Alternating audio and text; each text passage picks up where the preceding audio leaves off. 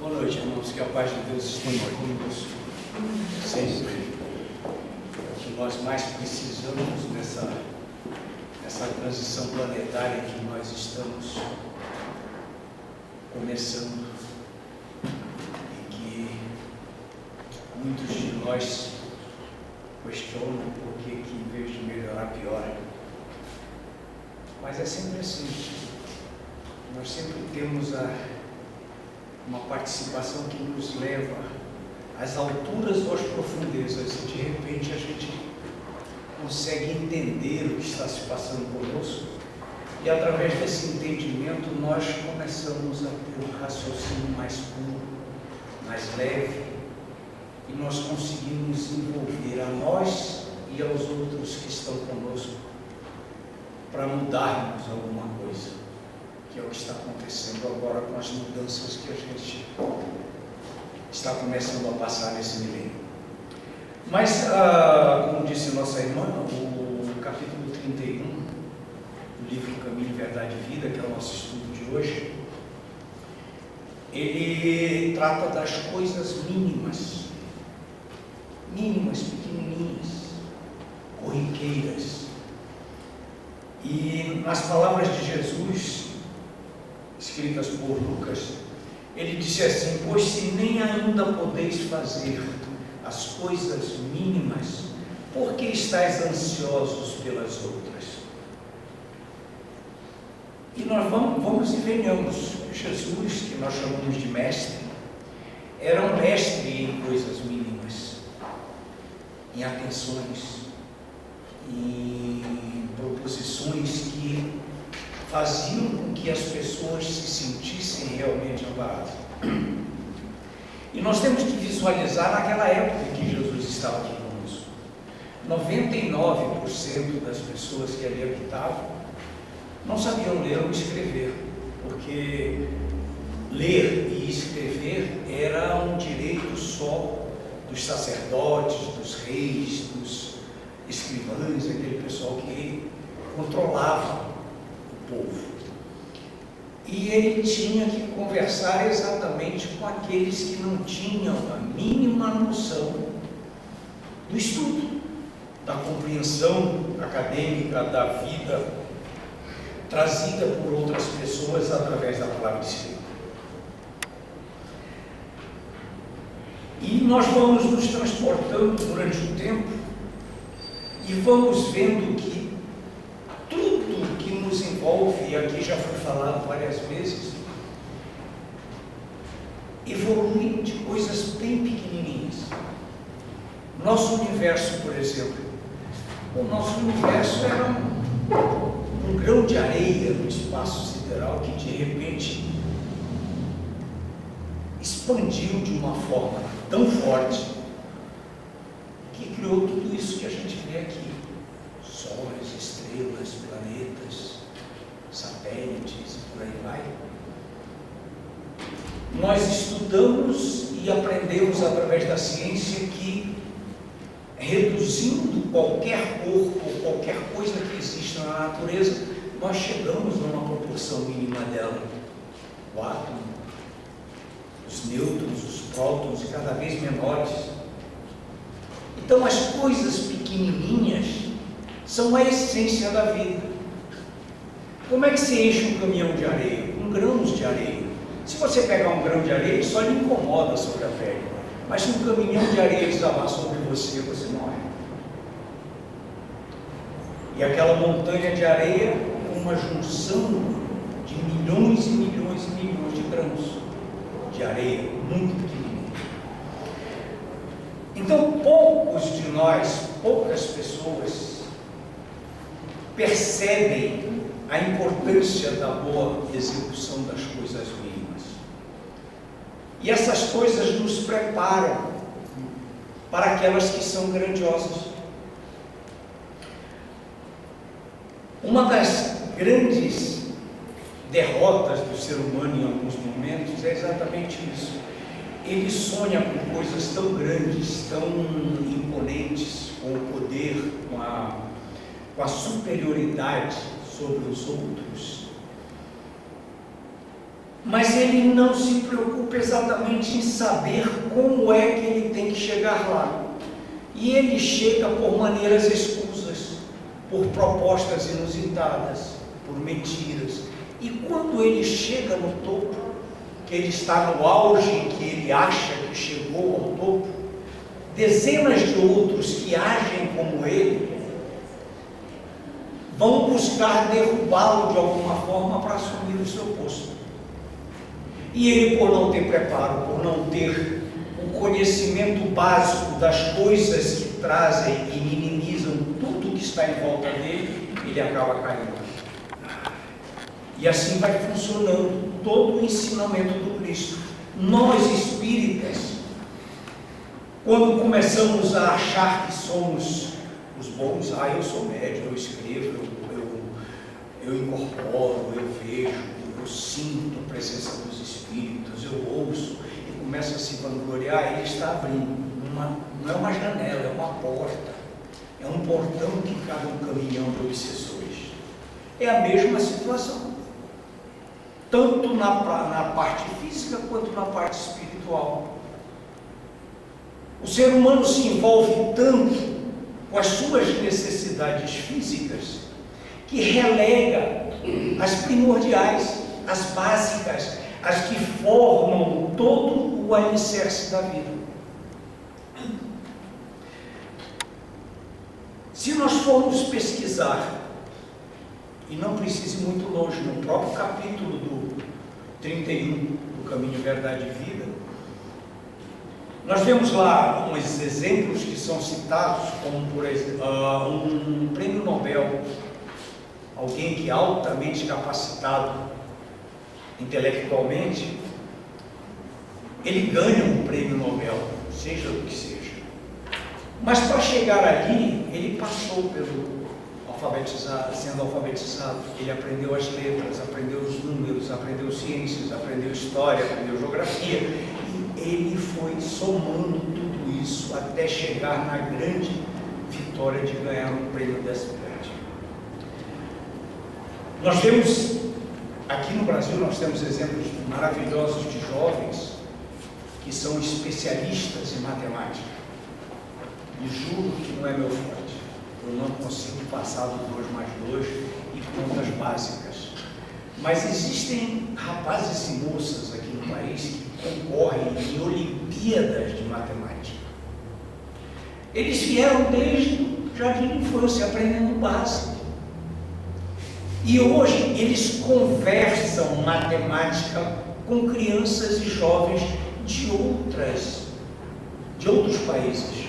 Eles não falam alemão, inglês, francês, não, eles falam matemática, é uma língua. Um músico, quando ele aprende música mesmo, que ele lê a pauta, ele conversa com outros músicos sobre música. E aí a gente vê que são pessoas que buscam um caminho do aprendizado. E aqui em cima, no púlpito, quantos e quantos irmãos passaram dizendo assim: nós temos que ler, nós temos que estudar, nós temos que aprender, porque o nosso espírito necessita disso. Assim como nós precisamos aprender a ser pessoas, seres humanos inteligentes, viáveis para viver em sociedade, nós também temos que entender as coisas do Espírito, entender aquilo que é a proposta divina para nós, o que foi feito para que nós brotássemos nesse planeta, nesse momento de ebulição, um momento tenso para todo o nosso planeta. Por que nós estamos vivenciando isso? Por que estão aparecendo tantas incongruências na vida, coisas erradas, assassinatos, roubo, corrupção, tudo isso que se lê no jornal? Qual é a finalidade disso? Que espíritos estão por trás de tudo isso? Como é que nós nos deixamos envolver por isso? Então, essa parte básica de coisas mínimas é fundamental para todos nós. Nós vamos citar várias várias maneiras e usando muito a nossa parte física, que fica mais entendível, mais inteligível para nós entendermos o que acontece. Por exemplo, nós vemos muito esse pessoal que é louco para subir montanhas. Eles são os alpinistas mais famosos do mundo, vão para o Nepal, vão para aquelas montanhas altíssimas. Mas também tem um bando que está ali no Rio de Janeiro subindo no Pão de Açúcar. Fim de semana ali naquela pedra do Pão de Açúcar é uma montanha de gente que sobe ali. É pequenininha, baixinha, 600 metros, mas se ele não se preparar, como é que ele faz? Ele separa as cordas que ele vai usar, aqueles pinos de aço que ele enfia na parede, um paredão de rocha para poder engatar a corda, as sapatilhas especiais para subir a montanha, que tem que ser normalmente um número menor que o pé do alpinista, aquele pozinho que passa na mão, e é por aí vai. Ele tem um checklist, ele tem uma lista de coisas que ele tem que preparar para levar, porque se ele deixar de levar um pino, ele não chega lá em cima. Ele sabe que a cada tantos metros ele tem que enfiar um pino. Se tem 100 metros e a cada 10 metros ele tem que pôr um pino, ele tem que levar 10 pinos. Se ele levar 9, ele não chega lá em cima. Então ele tem que saber o básico para poder fazer isso. E não é só o alpinista. Quando nós estamos na escola, que a gente passa por todo aquele processo e consegue, ele chega na faculdade, alguns de nós chegamos, outros não, nós vamos aprender, quanto mais perto se chega do caminho para chegar à universidade, a planejar coisas, a fazer um planejamento. E geralmente a atenção que é dada para esse tipo de coisa é muito maior do que a matéria em si. Por quê? Um médico que vai fazer uma cirurgia. O médico vai fazer uma cirurgia, vou citar uma que eu conheço de cor, que é colocar parafuso na coluna. Eu tenho 6 que foram colocados na minha coluna, 2 parafusos em cada vértebra, duas tabuinhas, duas traves assim, uma dobradiça no meio. Ele não fez, ele não chegou lá, vou te levar na sala de cirurgia, e abriu minhas costas e colocou os parafusos. Não, ele fez todo um estudo, ele fez exames do meu corpo, ele tirou radiografias, ele fez aquelas ultrassonografias, um bando de coisa. E se preparou com mais alguns médicos para fazer esse tipo de trabalho. Então, quando ele me pôs na maca, que ele cortou as minhas costas e raspou os ossos para fazer aquela coisa toda, ele sabia exatamente o que ia fazer. Porque se ele não soubesse, ele estaria tateando e tentando fazer alguma coisa para aliviar tudo que eu estava sentindo. Foi um planejamento que levou a uma cirurgia efetiva. Alguém que constrói uma casa é a mesma coisa. Ele vai, vou construir uma parede aqui de 2 metros, não sei o que, bababá, essa parede, o azulejo que eu vou usar mede tanto, eu vou comprar 2,5 caixas de azulejo. Se ele não souber fazer isso, ele vai comprar azulejo de mais ou azulejo de menos. E vai dar prejuízo para quem está construindo. São os planejamentos. São as coisas básicas de tudo e qualquer coisa que se faça na vida. Eu quero me casar. O casar não é só chegar com alguém que você ama e dizer, vamos casar e Deus nos ajuda, Deus provê. Não. Tem todo um processo de relacionamento, de vida, de compreensão, de custos, de despesas que se tem quando vem o filho, vai para a escola. Tudo isso é planejado. Ninguém pode fazer ao Deus dará. Não é nossa vida, é uma aventura. E a religião também é isso. Ela nos religa com Deus, mas não nos transforma em títeres divinos. Nós não somos movidos por Deus com cordéis. Ele nos dá a direção. Ele acende o farolete nos nossos caminhos. Ele manda espíritos como o de Jesus, para vir para a terra e nos mostrar a caminhada que nós vamos encetar. Mas ele não fica me pegando pela mão e me levando até onde eu tenho que ir. É como um pai educa o filho. Diz, meu filho, o caminho é esse. Se você cair, eu te levanto. Mas você tem que ir neste caminho por sua própria conta e risco. E impor o respeito e a decisão. São as coisas básicas, como Jesus dizia, as coisas mínimas. Você já imaginaram um cozinheiro num restaurante, alguma coisa assim, em que ele esquece de colocar um tempero numa comida que ele vai servir para um almoço para 40 pessoas, e ele não põe lá alguma coisa que é essencial para aquele prato que ele estava fazendo? Acabou o prato, acabou o almoço, acabou a festa de todo mundo. Imaginou nós não estarmos preparados para a vida espiritual e desencarnarmos, chegarmos lá do outro lado, porque a gente nunca sabe quando é o desencarne. Nós temos que estar sempre preparados.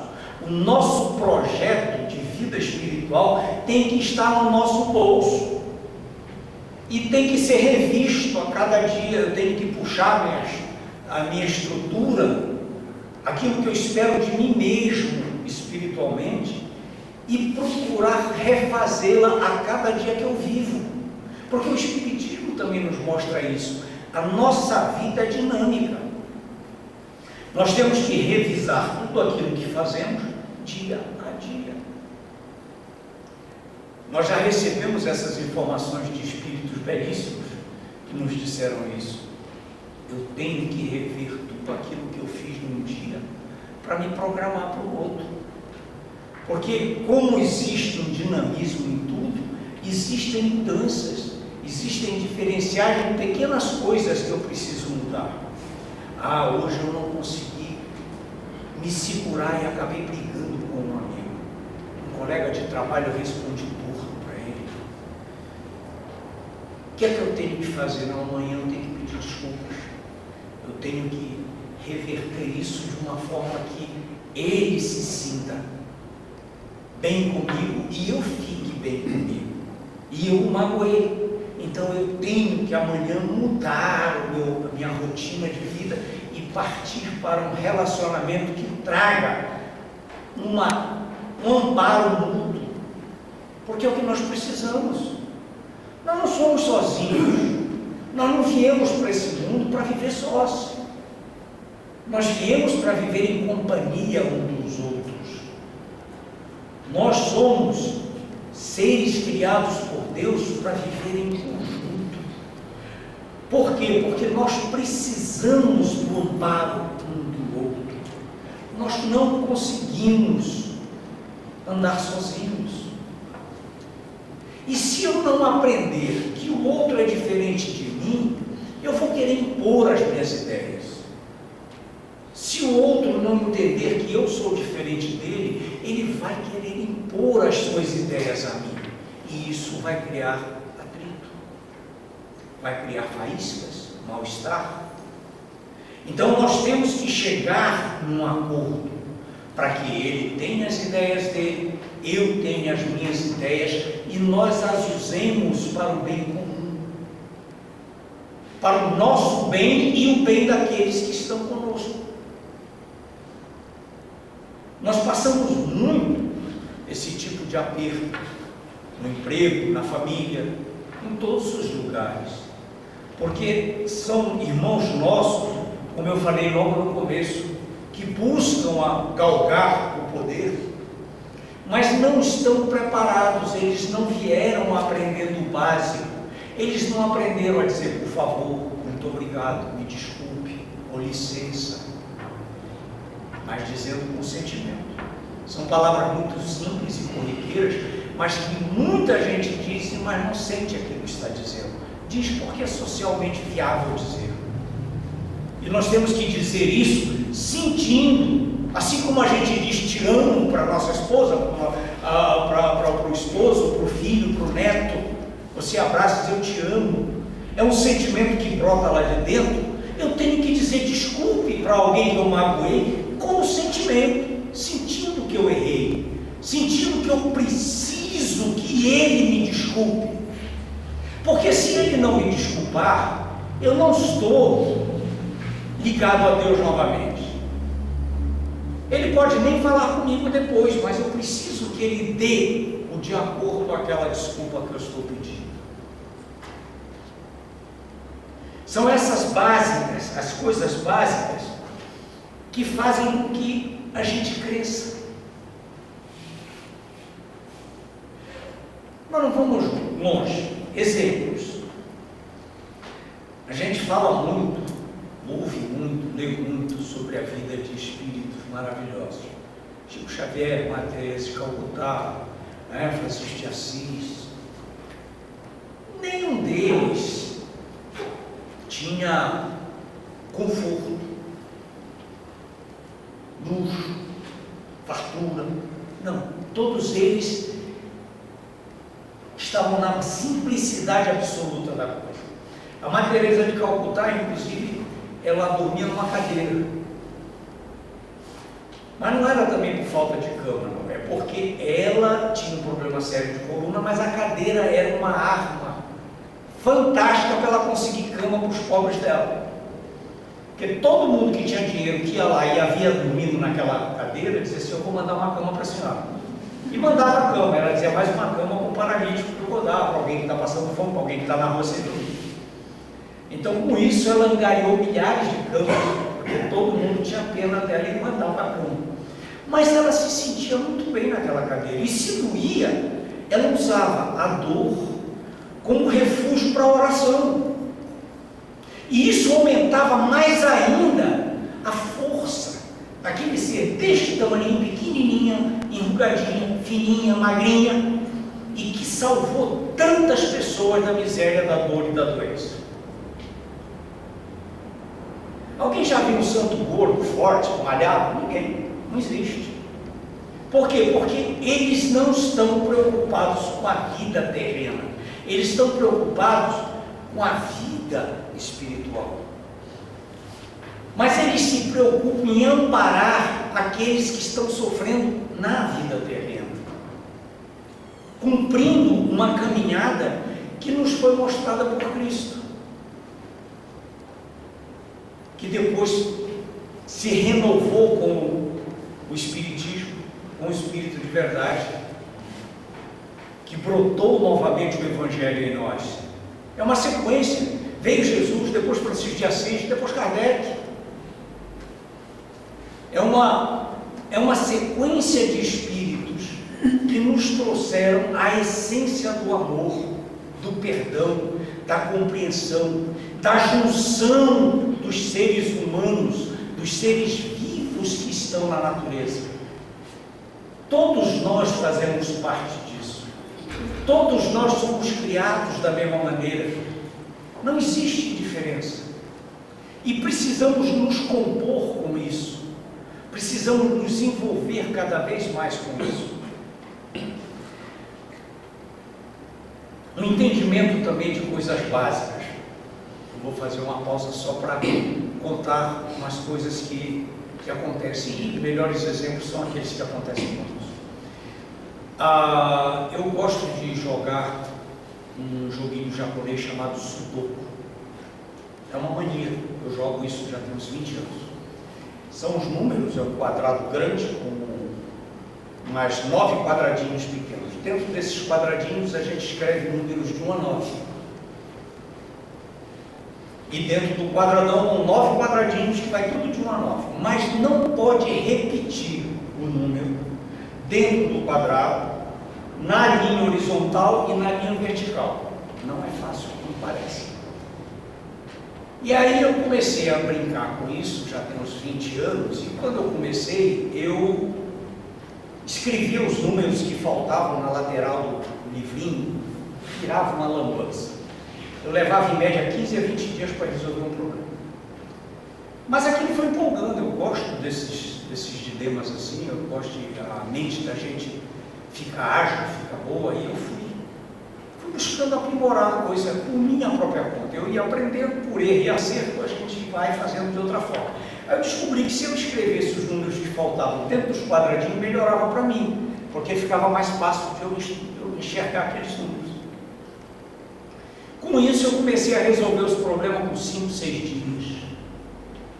Esse ano, 19 ou 20 anos depois, eu descobri que se eu só colocasse os números duplicados naqueles quadrados pequenos, eu conseguia resolver em 22 minutos. Por quê? Eu planejava achar dois números, tudo em par. Onde tinha par eu botava anotado no quadradinho. Quando eu terminava aquilo, na preparação leva uns 10, 12 minutos em tudo. Eu só precisava eliminar o que estava na linha dobrada, tirava um, acertava o outro. Com isso eu levava mais 6, 7 minutos para acabar o problema. Então eu levava de 10 a 15 minutos para preparar e 7 minutos para fazer. Essa é a preparação. Eu levo 80, 90 anos de vida me preparando e levo 3, 4 dias para desencarnar. E quando eu vou para o outro lado, eu já vou de jogo feito. Por quê? Porque eu me preparei. Eu usei todo o meu conhecimento para criar um projeto de vida espiritual que me ilumine enquanto eu transporto para o outro lado. E a gente se atrapalha tanto com a vida. A gente se atrapalha tanto com as coisas que se colocam na nossa frente. E é uma outra coisa que nós precisamos aprender. Tudo que se quer resolver de imediato, a gente engasga no caminho.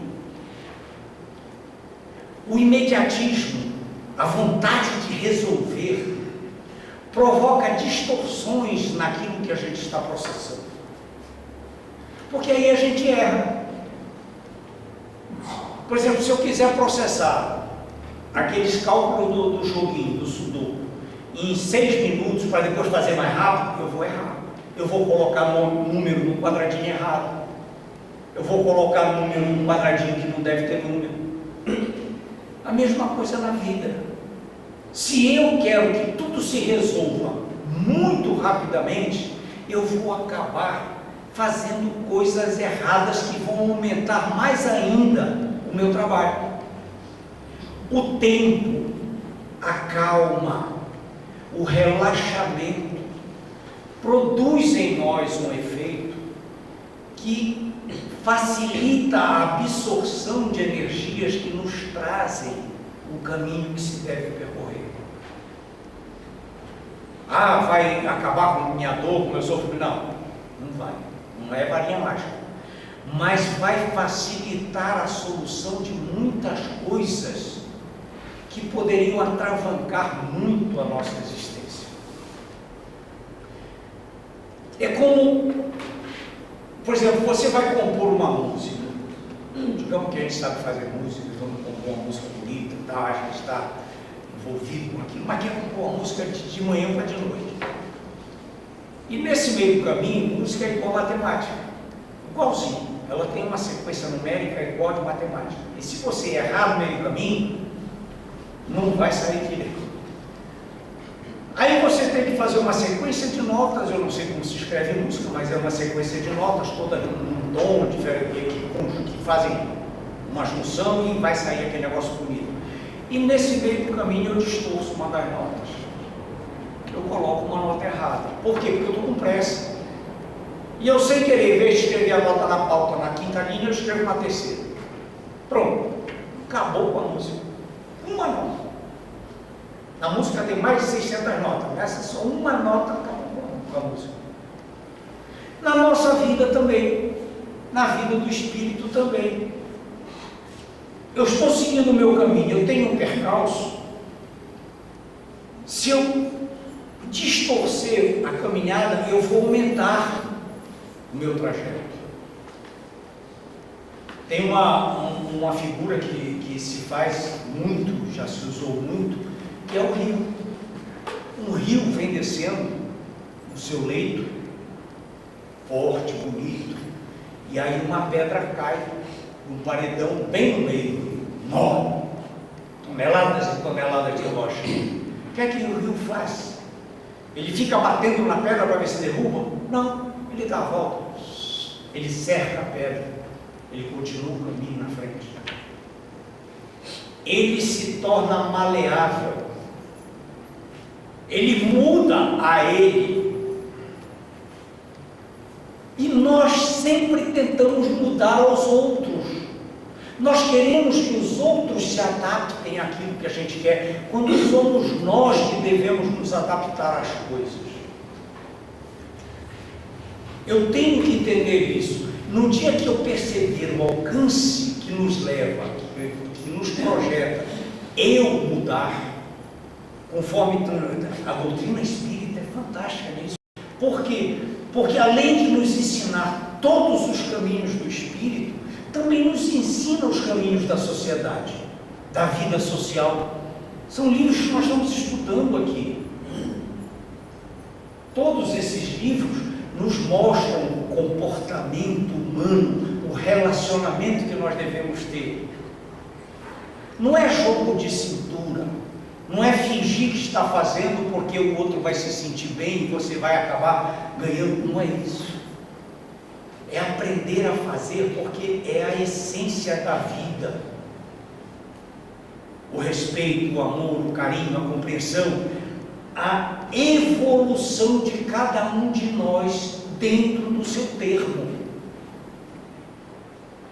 Longe de mim querer evoluir como Chico Xavier, como qualquer um outro espírito desses iluminados. Eu não tenho esta competência.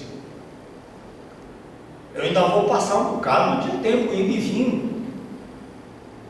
E que eu tenha competência para pelo menos continuar aqui na Terra, não ter que ir para um planeta inferior. Como é o destino de praticamente todos nós, que estamos aí ainda envolvidos em coisas muito pessoais, muito humanas. Nós estamos esquecendo que nesse caminho, se nós formos levados daqui, não tem volta. E já estão sendo levados. São milhões e milhões de espíritos desencarnados que estão sendo retirados do planeta Terra. Gradativamente, são 1000 anos para produzir tudo isso. E aqui só vão ficar aqueles que já produzem o relacionamento do amor. E os que virão para cá de outros planetas também já serão aqueles que produzem esse tipo de relacionamento amoroso. É muito importante para nós entendermos isso. E nada se aprende no final, a gente só aprende no começo. Só aprendemos das coisas pequenininhas. A com A é a, tá? Eu boto um acento tipo que usar. A com O é algo. E por aí vai, papai e mamãe, nós vamos entendendo as coisas, criando um vocabulário próprio. Depois nós vamos aprender a colocar isso no papel, o significado de cada palavra, e vamos evoluindo. E aí vem a leitura. E quando chega a leitura, nós encontramos os livros do Evangelho, o livro da Gênesis, o livro dos Espíritos. E isso nos eleva, faz-nos perceber que nós estamos precisando de muita coisa para aumentarmos o nosso farnel, aumentarmos as nossas maletas, as nossas bolsas de viagem, da viagem espiritual. Porque o que nós amealharmos aqui em ouro e dinheiro, nós não levamos. Não tem moeda, não precisa disso. Então nós temos, meus irmãos, que fazer o melhor que nos compete. Porque nós temos na mão tudo aquilo que precisamos. Sabemos disso. Temos comparações, temos termos comparativos. A gente pode reconhecer a parcela de cada um. Por exemplo, quando eu falei agora de Chico Xavier, da gente, quem vai, quem não vai, o tipo de espírito que ele é, você pode perguntar, quem é maior? Quem você acha que é maior? Uma mãe que encontra um garoto, uma criança pequenininha, que não é filha dela, mas está com fome e frio, ela põe no colo, agasalha e amamenta essa criança e ela protege. Ou é um médico que pega uma criança que ele também não sabe quem é, não é parente dele, não é filho, faz uma cirurgia dificílima e salva a vida daquela criança. Não há termos de comparação. Por quê? Porque cada um na sua especialidade, cada um no seu amor. Todos dois são importantes, porque todos dois participaram de uma atitude nobre. de uma atitude que engrandece. O médico na especialidade dele, a mãe na especialidade dela, como o amor puro. Então, todos esses parâmetros nós temos, o Espiritismo nos traz isso. A doutrina espírita nos mostra todas essas nuances que nós precisamos entender para viver.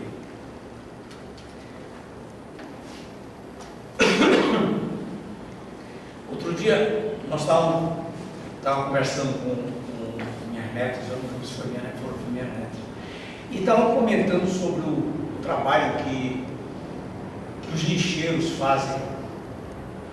E elas comentavam, comparando o lixeiro que elas viram na televisão, na Alemanha, num desses países europeus, em que são muito bem remunerados, eles só trabalham de 4 a 5 horas por dia, mas em compensação o lixo sai das casas totalmente separado, cada dia recolhe um, cada dia recolhe outro. Eles têm caminhões especiais que basta um lixeiro no caminhão, ele recolhe o lixo de quarteirões e quarteirões da cidade. E os nossos que trabalham naquele estado que nós conhecemos, né? Pendurado no caminhão ali, se passar um buraco muito grande, é a arte do coitado do lixeiro cair dali e se machucar. Ele corre o dia inteiro só com um café e um pão de manhã, que é só o que eles tomam, comem, a maioria deles. Não tem nem o que almoçar às vezes. E o lixo é fedido, é sujo, não é separado, é aquela nojeira que todo mundo conhece. E estávamos comentando sobre isso.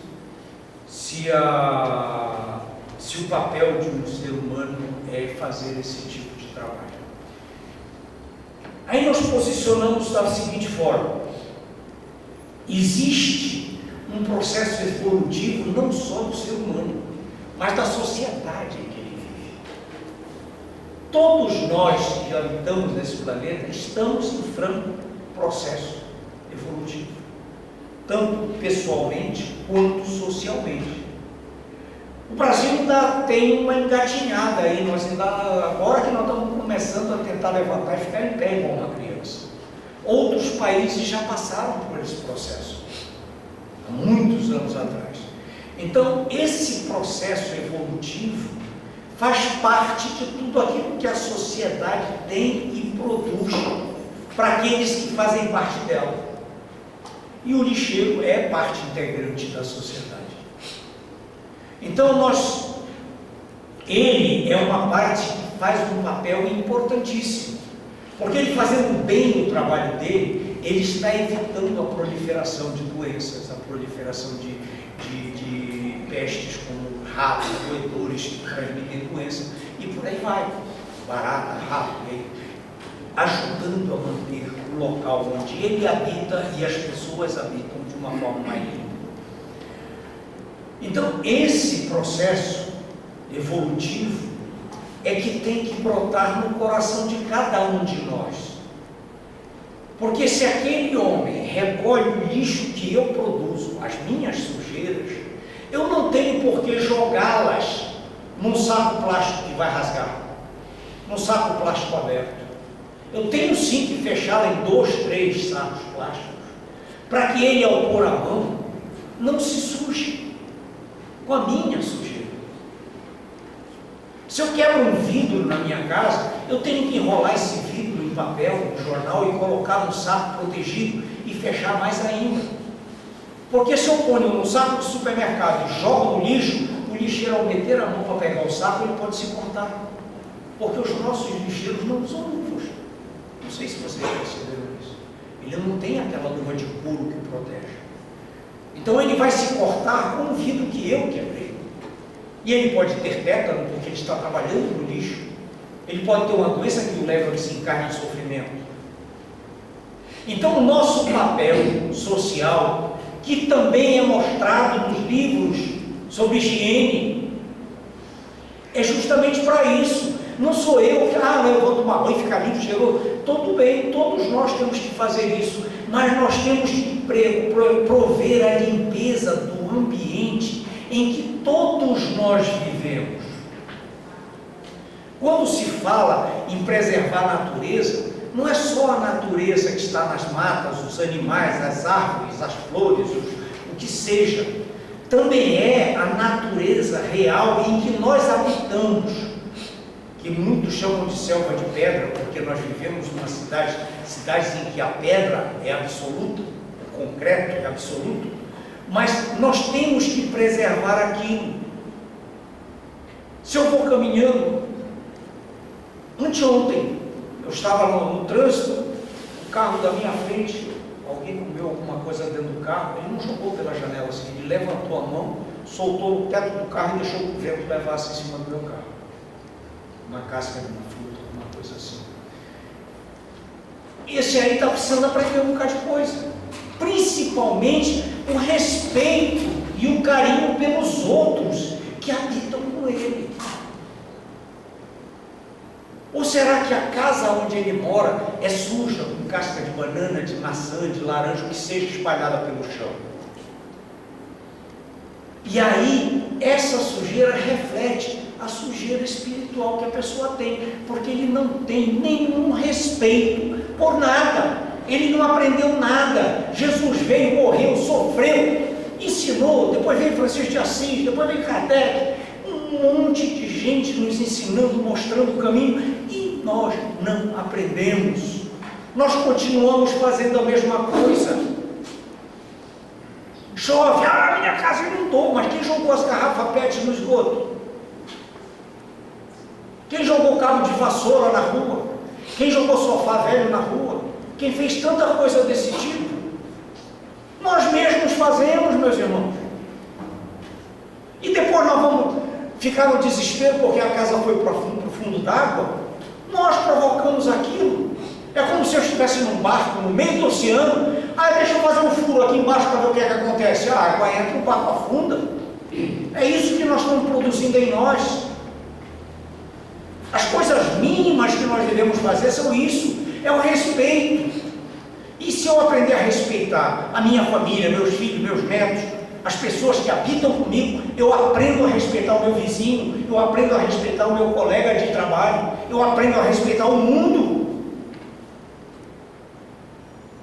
E nós precisamos de atitudes que levem Deus no coração, que levem esse amor que nos foi mostrado por Cristo, para que tudo se ilumine e a gente consiga encontrar o caminho da paz.